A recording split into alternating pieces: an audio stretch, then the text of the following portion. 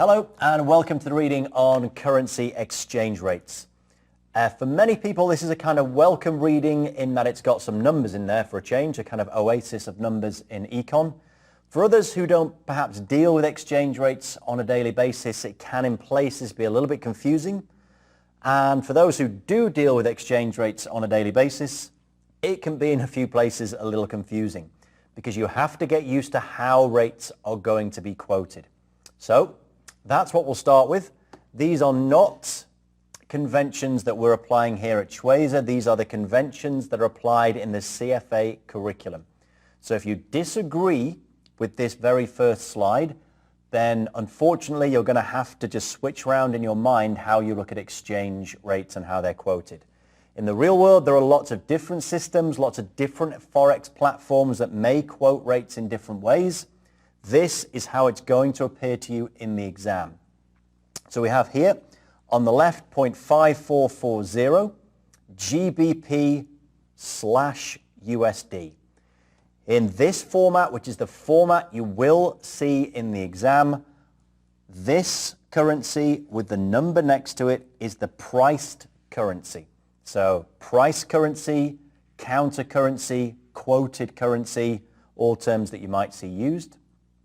The slash tells you that that is per base. So the base is 1 unit. So 1 unit of US dollars, the base currency, corresponds to 0.544 GBP. Now, as I say, that may not be how you're used to seeing it. There are different quotes. You may be used to seeing GBP ... which would flip the base and the quoted around. So get used to this format before you go anywhere else in this reading. So 0.544 GBP / USD. GBP is the priced currency. It means 0.544 pounds per 1 single US dollar. So as I say, before you go anywhere, make sure you get at peace with that. If you go into the Schweizer notes, go into the CFA material, you'll see countless examples. Right, secondly, we'll need to make a distinction between nominal and real rates. Nominal is what you'll see in the real world. Often I think of nominal as being silent. So if you just bring up your screen, bring up your Forex platform, you see the exchange rate, it's the nominal exchange rate. It is quoted, it is tradable. However, economists like to calculate the real exchange rate. Real exchange rates take the actual, the nominal, and adjust for inflation. What we're doing is ripping out the impact of inflation. Why? Well, once we've done that, the real exchange rate will give you an idea of the purchasing power of your currency. So it's all very well looking at the nominal exchange rate, but what we're trying to work out is how much, let's say, how many goods can you buy in the US using sterling, GBP? Well, if exchange rates move, fine, but what if prices move as well? If the underlying CPI has moved, then that will affect the amount of purchasing power your currency has. So if we remove the effect of the CPI movements, we can get back to a real exchange rate and see your purchasing power. To do that, take the nominal exchange rate that we have. So if we have it, let's say, quoted D/F, so we'll call that domestic/foreign. To get the real rate, domestic/foreign, you would multiply by the ratio of CPIs. Just make sure that you get the ratio the correct way around. So if I use our example here, if I was using a quote of GBP as the quoted, the price currency, per USD, I would multiply by the ratios of, on the top, the USD CPI, and on the bottom, GBP. So if you just think strictly in terms of priced per base, when you're taking the nominal rate and getting it back to a real, for quoted or priced versus base, you multiply by the CPI of the base on the top and the quoted on the bottom. Doesn't mean much when we just talk it through, so let's see it in action. So here we have in a base period, an exchange rate on the 1st of Jan X1 of $1.2/euro. Get used to this. From moment one of your Forex review, always just say to yourself, euro here, the second currency is the base. That means $1.2 per euro. By the 1st of January X3, 2 years later, the exchange rate has gone to $1.3 per euro. Euro is the base. So back in X1, a single euro would turn into $1.2. In X3, a single euro turns into $1.3. They're quoted as exchange rates. I am therefore assuming that they are nominal. What we'll now do is go on and turn those nominal rates into real rates. So if we look at the base period, 1st of Jan 2001 or X1, CPI in the USD was 100. CPI in the Eurozone was also 100. So it doesn't take a massively complicated amount of math to work out that the real rate back in X1 was also 1.2. You're multiplying by the ratio of the CPIs, 100 over 100. Just to make sure we understand what's happening, remember, if you have priced per base, you would multiply by the CPI of the base on the top. So euro on the top, US on the bottom. But being 100 and 100, it clearly doesn't matter. So the real rate there was 1.2. What's that measuring? It's measuring the purchasing power of the euro.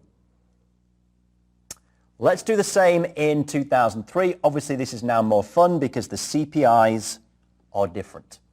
So if we want to calculate the real exchange rate at X3, we are going to take the nominal, 1.3, and we will rip out the effect of inflation by multiplying by the ratio of CPIs.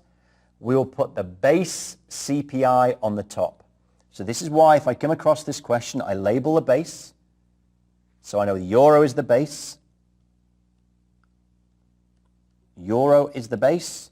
Hence, this CPI will go on top if I'm going from nominal to real. So the calculation should look like this. Take your nominal rate of 1.3, multiply it by the ratio of CPIs, base CPI on the top, priced on the bottom. Gives me $1.243 per euro. The real rate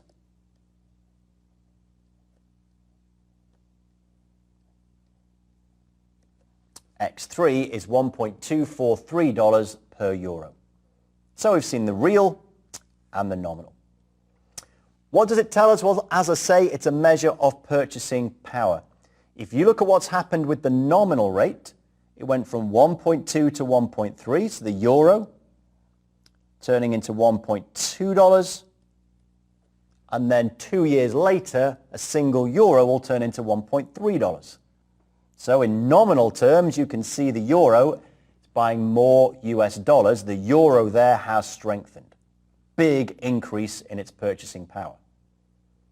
In fact, we could work out that as a percentage, 1.3 minus 1.2 divided by 1.2, that is 8.3% increase. So look at the euro, it's buying 8.3% more dollars 2 years later. However, does that translate to an 8.3% increase in purchasing power of the euro?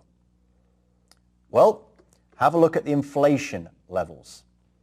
Look at what's happened to the euro. Inflation, well, from 100 to 109 is 9% over the 2 years, whereas in the US, it's 14%. So actually, if you're sat there with euros, you're seeing US prices climb by 14% when yours have only climbed by 9%. What that means is although your euro is buying more US dollars, it is going to cost more to buy US goods because of the high US inflation. Meaning your purchasing power has not gone up by 8.3%. If we work out the movement in the real rate, that's only a 3.6% increase in the purchasing power of the euro. Why? Well, once again, euro now buys 8.3% more dollars, but because US prices had higher inflation, you can't buy as much or as many goods in the US. Hence an increase of only 3.6. You could approximate that if you want to look at those numbers and say, right, 8.3% was my increase in the nominal rate, but look at the difference between the inflation levels. US inflation was 5% higher, so actually I gained only about 3.3% of purchasing power. That's a simple version. More accurately, it's 3.6.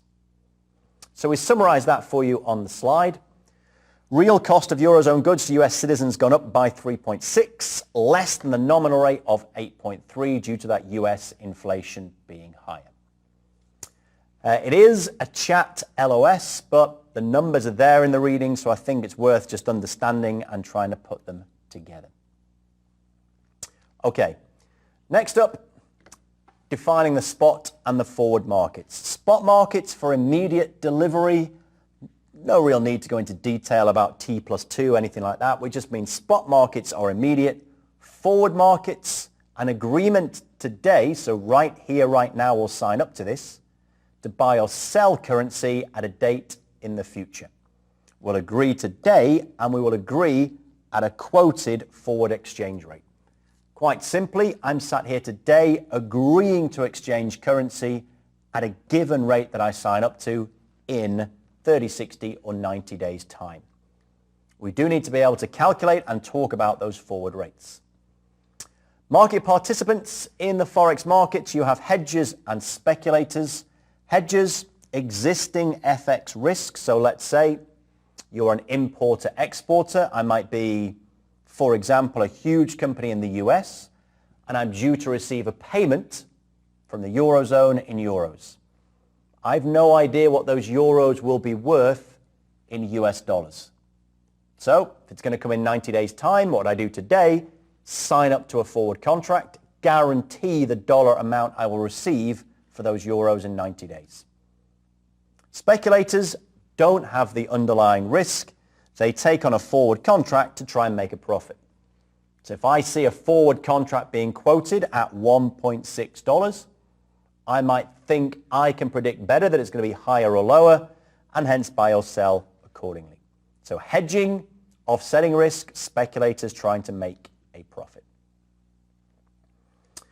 Sell and buy side. Sell side are the market makers, large multinational banks. Deutsche Bank have a huge share of the Forex market. The buy side, pretty much anyone else who needs currency. So it's a nice little list, but I don't think it's too dramatic. So we've defined what the currency quotes are, the forward and the spot and the participants. Next step is to talk about appreciation and depreciation. And we're required to know and to identify from a movement in exchange rates which currency has appreciated, which has depreciated, and by how much. So let's have a look at this quote. We've got US dollars per GBP.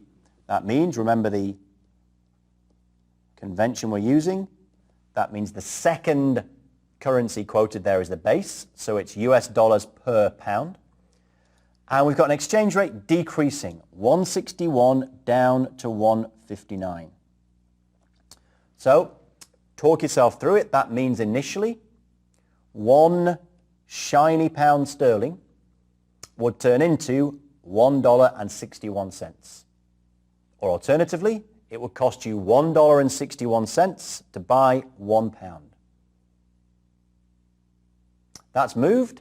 Now it would cost you only $1.59 to buy 1 pound. Or alternatively, 1 pound would turn into only $1.59. We can work out the percentage movement in that exchange rate on the base currency. So the rate's gone 161 to 159.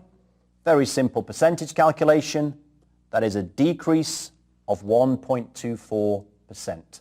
The US dollar price of a British pound has gone down from 161 to 159. That is depreciation of the pound, the great British pound, depreciated relative to the US dollar by 1.24%. It's easy to spot that it's depreciation. You can go from either angle. Used to cost $1.61 to buy a pound. It's now cheaper in dollars to buy a pound. The pound has depreciated. Or alternatively, £1 used to get you $1.61. It now only gets you $1.59. It's buying less. It's depreciated. And it's depreciated by 1.24%. Now, next step, you're probably kind of a step ahead of me. You're thinking, oh, I can see where this is going. We now calculate what's happened to the US dollar. Well, in a way it's obvious, and in another way it's not. The obvious part, which is always absolutely rock solid, if the pound has depreciated relative to the US dollar, then absolutely the US dollar has appreciated relative to the pound. Always the way in a currency pair, one of them is depreciating, the other is appreciating. However, what you cannot say is that the US dollar has appreciated by 1.24%. You cannot calculate the absolute percentage of movement unless you have that currency as the base. So what we must do is swap this quote, this currency around. We can say here, if I swap the pair around, so I now have the US dollar as the base, now I can calculate the percentage movement in the US dollar.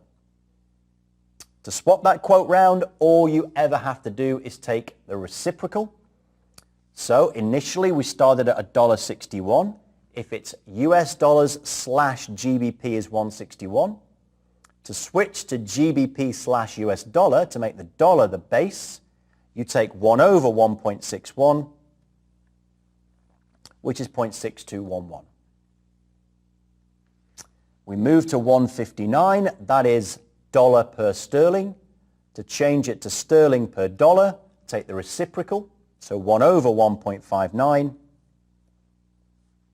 It's moved to 0.6289.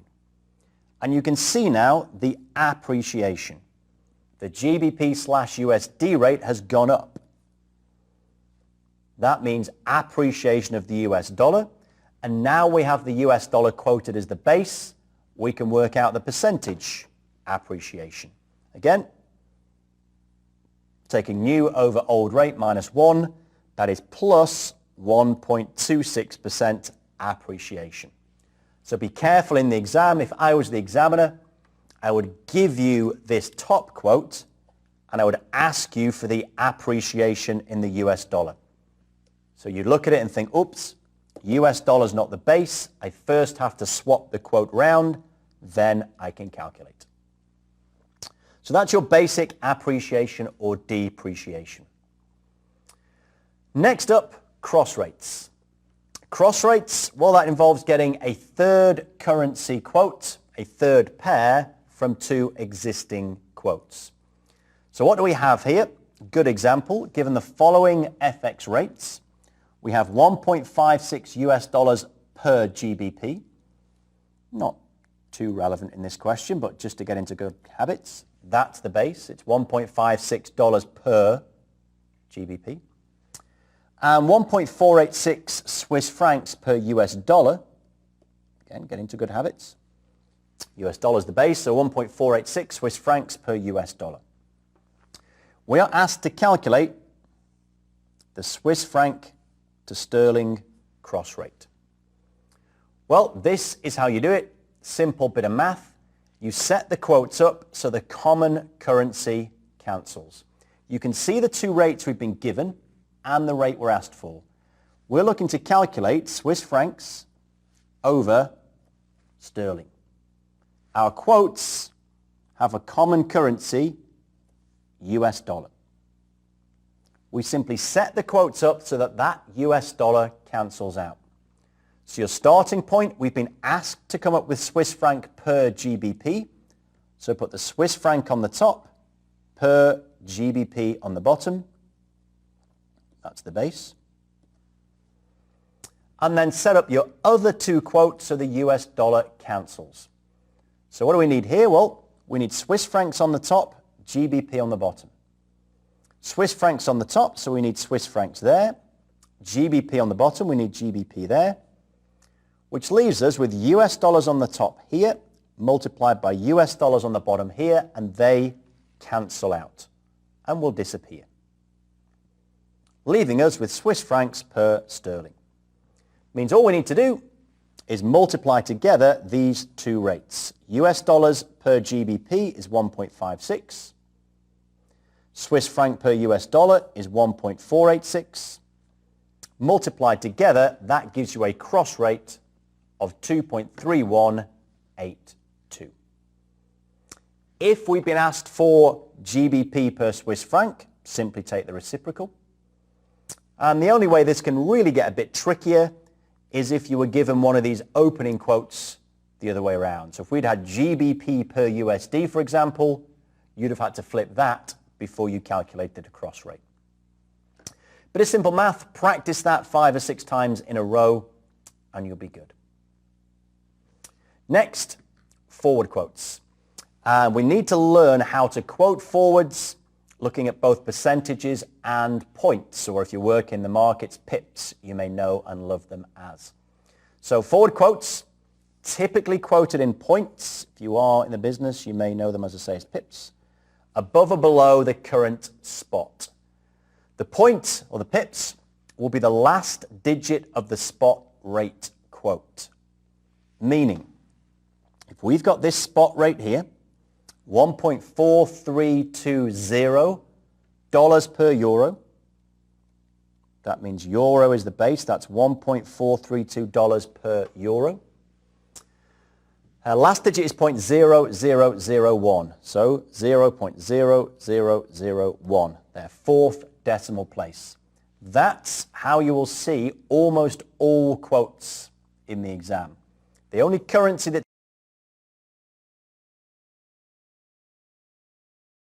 typically quoted at decimal places other than 4 is the yen. Yen is typically 2 decimal places. All others tend to be 4. So last digit is 0.0001. When we are quoted our points, so this is what you'd see in the exam, a spot rate of 1.4320 and 22.1 points positive. Those points correspond to that last decimal place. So when you're adding it to the quote, take your 1.4320, your spot, add in the points because they're positive, and multiply it by 0.0001 because that was the last decimal place.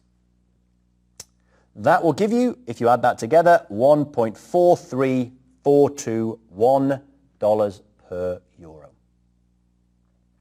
Good stuff. That's how we quote it in points. We could also be given a percentage, which most people find a little bit easier.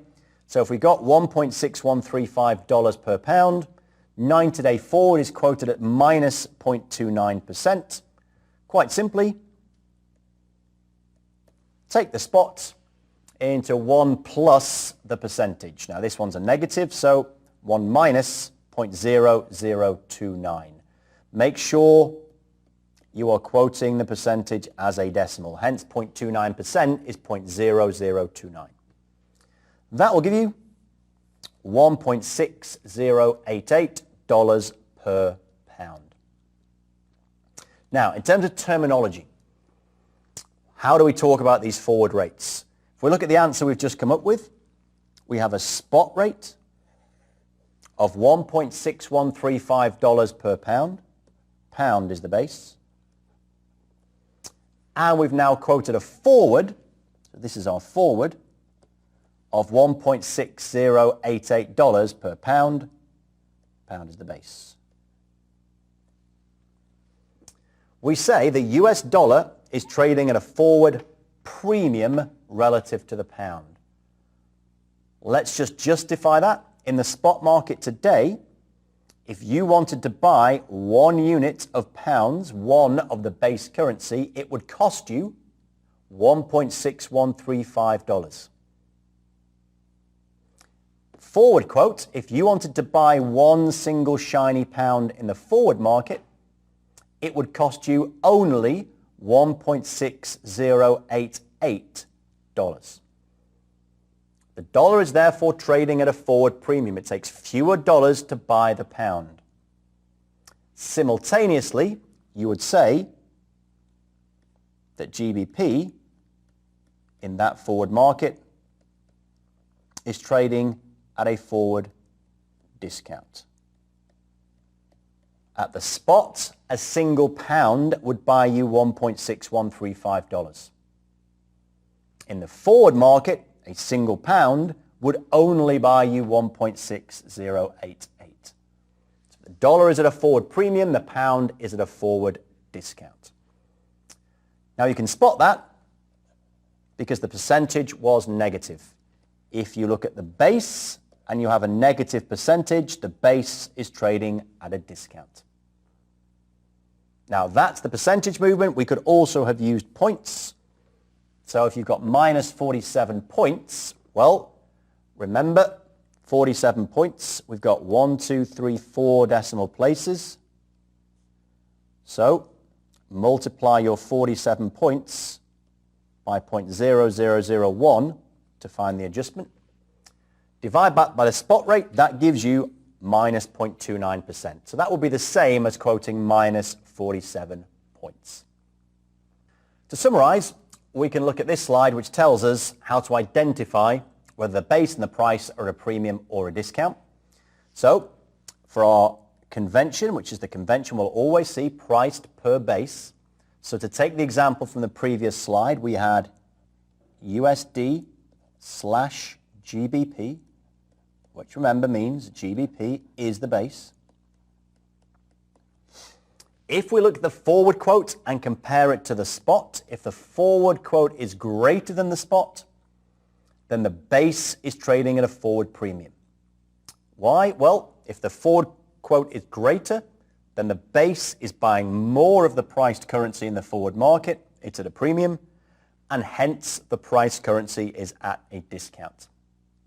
Conversely, if the forward quote is less than the spot, which is what I think we saw on the previous slide, then the base currency is trading at a discount. It's buying fewer US dollars, whereas the priced currency, the US dollar, is at a premium. It takes fewer dollars to buy a single unit of the base. So a few things to know about the forward. Forward markets are used by speculators to try and make a profit. They have no existing risk. They're used by hedgers to hedge existing risk, and we need to know how to calculate the forward rate, how to state the forward premium and discount, and how to identify percentages and points and apply them. So a big part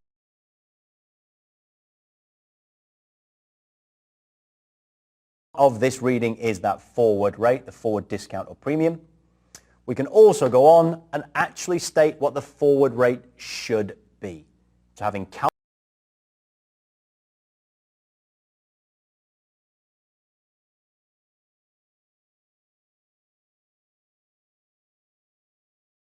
it in practice, now let's work out what the forward rate should actually be. And we can do it using a no arbitrage rule. It says this: if you take the forward divided by the spot, it should be equal to the ratio of 1 plus the two currencies' interest rates. In terms of the numerator-denominator rule, well, if it's A slash B, then you make sure A's interest rate is on the top. Easiest way for me is always just to think in terms of priced versus base. B is the base, therefore. price versus base.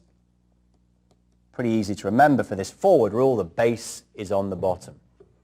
Now remember, sadly, that wasn't the case when we were calculating real rates. With CPIs, the base went on the top, but here, the base goes on the bottom. How to use it? Well, I'd rearrange that formula slightly. The most useful version in the exam, I think, is to multiply both sides here by the spot rate. So that would disappear, and we put it up there. In other words, if you want the forward rate, price to base, you take the spot rate, price to base, and you multiply by 1 plus the interest rate of the priced over 1 plus the interest rate of the base. Let's see it in action. We have a spot rate of $1.50 per pound. Sterling is the base. If you can keep going, as I am here, writing in base every time you see a quote, it will eventually stick. The riskless dollar interest rate is 2%. A riskless sterling interest rate is 2.5%.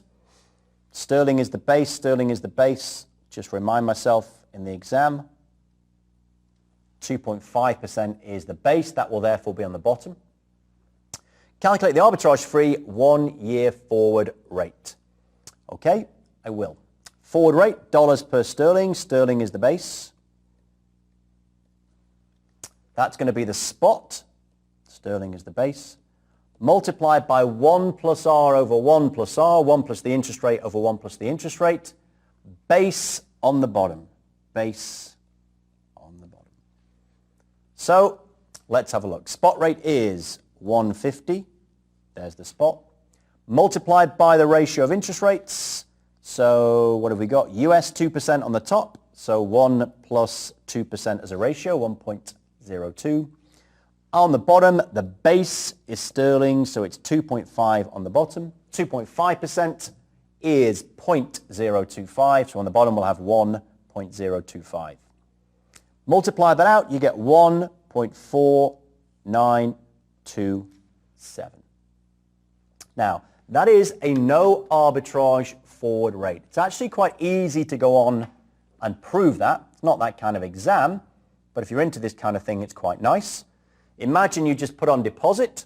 Today, spot rate is $1.50. So put $1.50 into the bank today.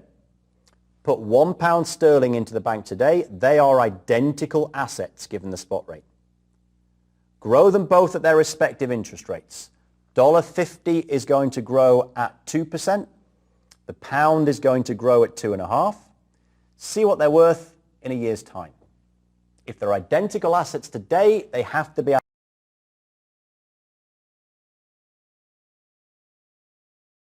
identical assets in a year's time. So divide the two new numbers by each other and you'll find it comes to 1.4927. Give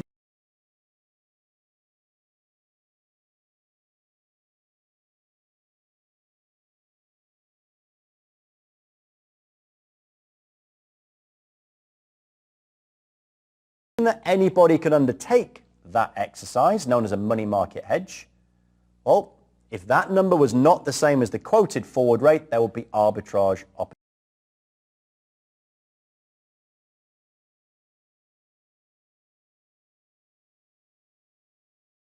opportunities. So this has to hold. 1.4927 should be the quoted forward rate. Let's put into practice what we saw a couple of slides ago. Remembering, once again, I'm not going to get bored of this. Sterling is the base. The spot rate is 150. The forward rate is 1.4927. So the base currency, sterling used to buy or will buy in the spot market $1.50. It will buy only 1.4927 in the forward. So the base is trading at a forward discount. So the base is trading at a forward discount. Now that's interesting. We've said that this will hold by arbitrage, so this, in this situation of 2% interest in the US, 2.5% in the UK, this will be the forward rate. Now, it might move away a little bit due to imperfections in the market, but that should be the forward rate. Hence, the conclusion, the UK rate was higher, the base currency's rate was higher, and that led to it trading at a discount. That might not be necessarily intuitive. The currency with the highest interest rate was trading at a forward discount. So make sure you can quote that. Might not fit in with your basic idea of kind of flows of capital in macroeconomics. The higher rate will trade at a forward discount. Okay, moving on into exchange rate regimes. We're pretty much done with the juicy numbers. Now we have to look at how exchange rates might or might not be managed around the world. So what if you have no sovereign currency? You don't have your own currency. Well, the idea of formal dollarization is quite simply, as a lot of little holiday islands dotted around the world do, just to use another country's currency. Or you could have a monetary union where you all adopt a common currency. Good idea, that is. Problem?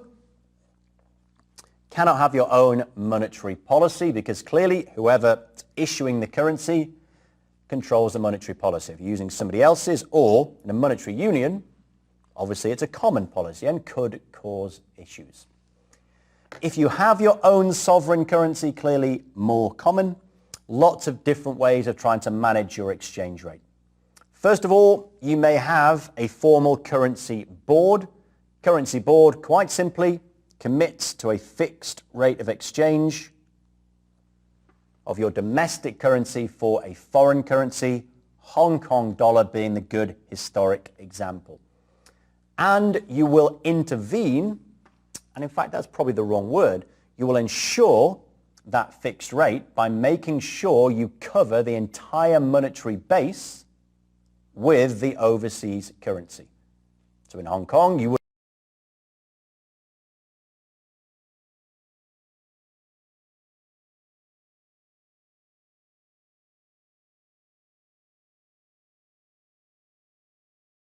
have to have US dollars to cover the entire monetary base. That's perhaps the most extreme. Less extreme, a conventional fixed peg where the currency is maintained at a pegged rate within a band. So in the reading, we're defining a conventional fixed peg at within about 1% via direct intervention or indirectly via monetary policy. So buying and selling your currency to try and keep within that band. Absolute key with a conventional fixed peg is to make sure you have enough currency reserves such that you can keep intervening to keep it at that fixed peg. If people smell blood, if people suspect that you don't have enough reserves to keep intervening and maintaining that peg, then they can effectively break it, as happened in the UK back in the 90s. You may have a target zone. Again, we're going a little bit more relaxed. Again, the target zone, a bit more of a band rather than the fixed peg of within 1%. We're now allowing a movement of up to 2% either way. And then a crawling peg. Two types of crawling peg mentioned, active and passive. So we're not saying this is the target. We're saying over time we will allow this rate to move slowly as fundamentals change, and it's typically heavily linked to inflation. Very common back in the 80s when Latin American countries had big, huge inflation issues. So you're allowing the currency to move gradually over time. If it's active, it's announced and then implemented. So you'll tell people ahead of time when it's going to happen, which will manage inflation, because a lot of good prices of goods were coming in from overseas. Or passive, it's managed but market driven. So you'll kind of just do it as you go along. Managed floating, there is no target. but you'll manage through direct intervention on monetary policy. So rather than explicitly saying we're going to manage this currency, you keep it close to your chest. Nobody really knows what your target is. But whenever you feel the need to either strengthen or weaken the currency, you will intervene. Or you have an independent floating currency, then you are just at the whim of supply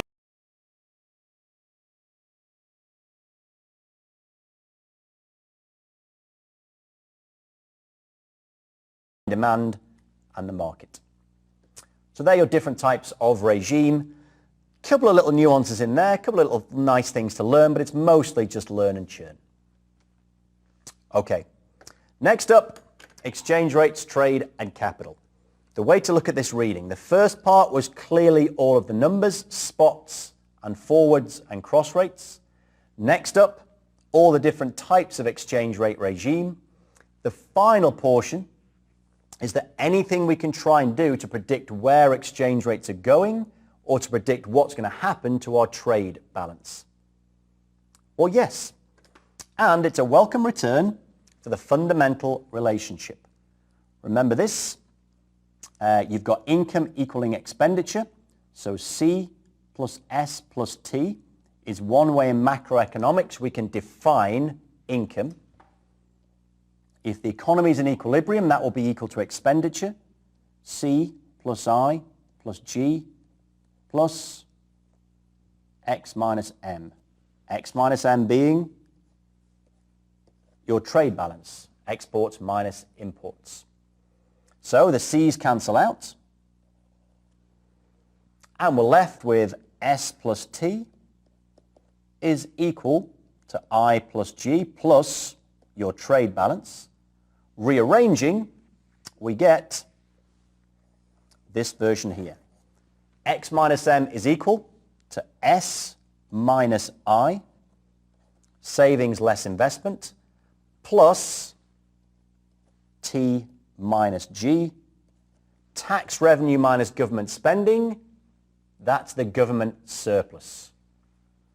So given that fundamental relationship, we can say our trade balance will be positive, exports minus imports positive. In other words, a trade surplus, exports outstripping imports, when private savings and government surplus, exceed domestic investment. Savings on the right-hand side is positive, government surplus is positive, investment is negative. So as long as savings, government surplus exceeds domestic investment, we will have a trade surplus.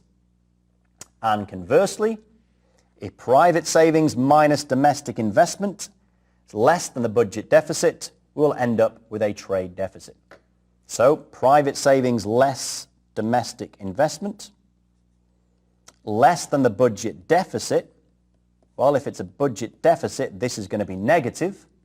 That's smaller than this negative. It will lead to a trade deficit. So it's playing around with that fundamental relationship and again, just rearranging it. Next up, an elasticities approach to the trade deficit. What we just did was used fundamental relationship to say when it would be positive or negative. Now what we want to do is talk about the impact on a trade deficit of domestic currency depreciation. That's what we're driving towards here. So what will domestic currency depreciation do to your trade deficit? Well, this is the theory. Let's say you have depreciation of your domestic currency. The idea of this is as follows. If you're, and this is the whole idea, we're saying your domestic currency depreciates. If that's the case, what we're saying is the price of imports, if your domestic currency is depreciated, the price of imports will rise, and the price of your exports to overseas companies will drop. So theoretically, what will it do to your trade deficit? So let's say we've got a trade deficit at the moment. X minus M is negative. It's a deficit.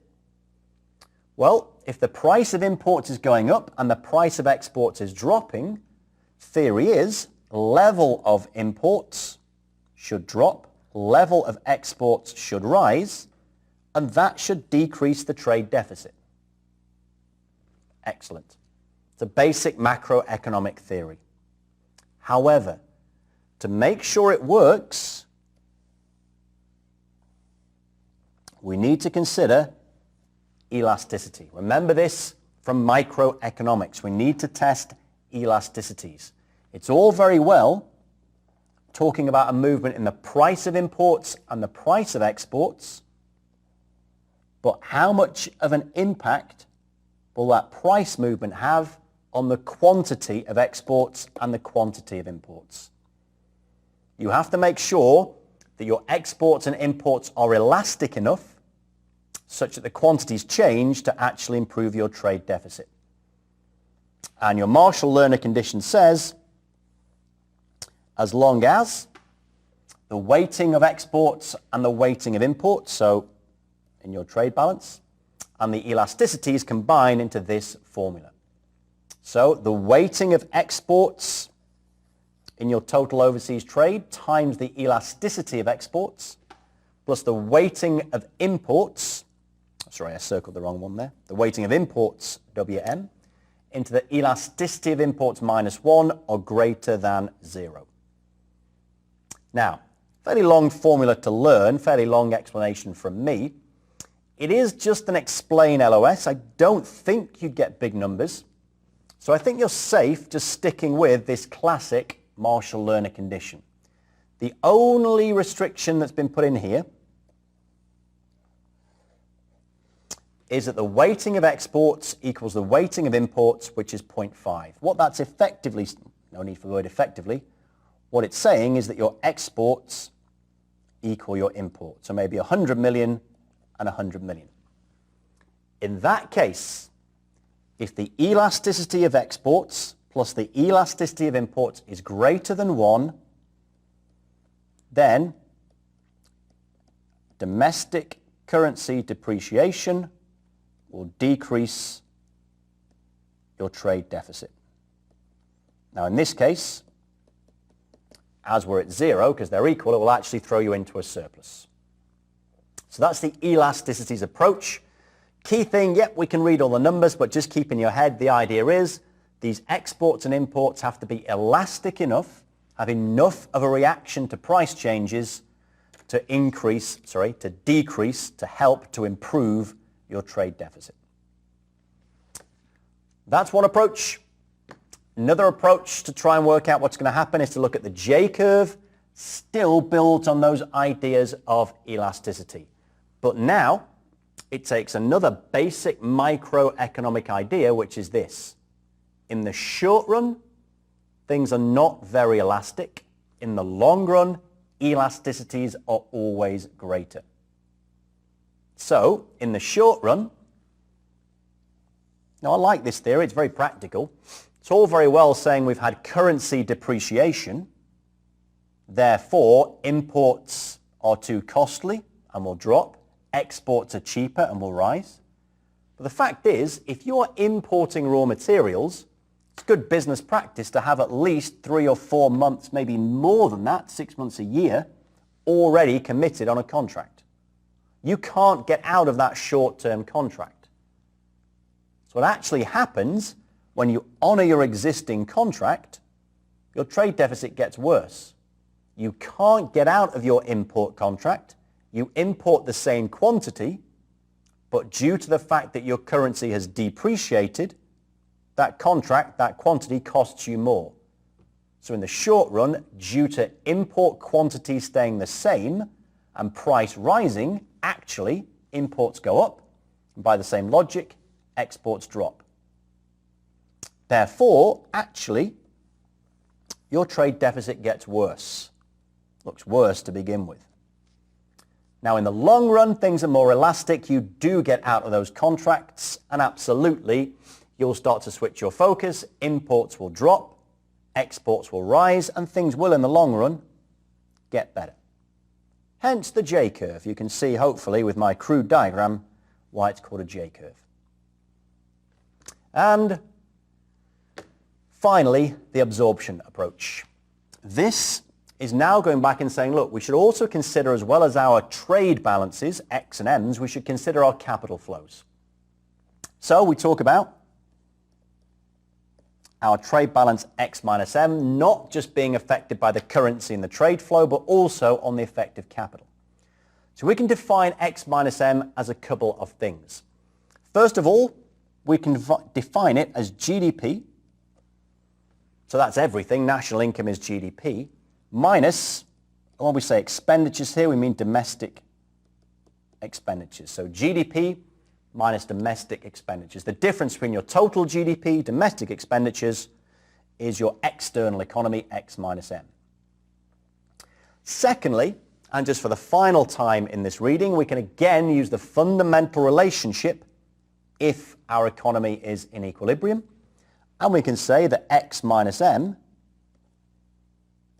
should be equal to savings, so S, plus government savings, T minus G, minus domestic investment. So either of those two. Now, once again, we're going to consider the impact of a depreciation and whether indeed it will improve your balance of trade. In other words, will it increase your trade surplus? Will it reduce your trade deficit? Well, for that to happen, using our first definition, national income must increase relative to expenditures. That's using this definition. So, this national income goes up more than domestic expenditure, then yes, you will improve your trade balance. Will that happen? Well, yes. If you have a currency depreciation, people switch away from overseas and start to kind of use that excess capacity back at home, that could increase your GDP, but not necessarily increase your domestic expenditure and improve your trade surplus or improve your trade deficit. Secondly, if you look at the second definition, if you have a currency depreciation, what we'd need is national savings, so private and government savings, to go up more than your investment in physical capital. So currency depreciation, could that work? Well, in theory, currency depreciates. Perhaps people feel like they're not as wealthy. They don't have as much purchasing power. So maybe they start to build wealth and save. And that could indeed improve your trade surplus or reduce your trade deficit. So this final absorption approach talks about the capital side of things and your income and expenditures, as well as just the effect on trade flows. It's a big reading. There's a lot in there. If you don't like the numbers early on, that puts a lot of people off. Make sure when you come to review this reading, you get all the way to the end. It's not just the calculations of spots and forwards. It's the different types of currency regime and the different methods of predicting what will happen to your trade surplus if your national currency depreciates. It's a good reading. My advice, as with a lot of this economics, chip away at it little and often and try and practice it via as many questions as you can see.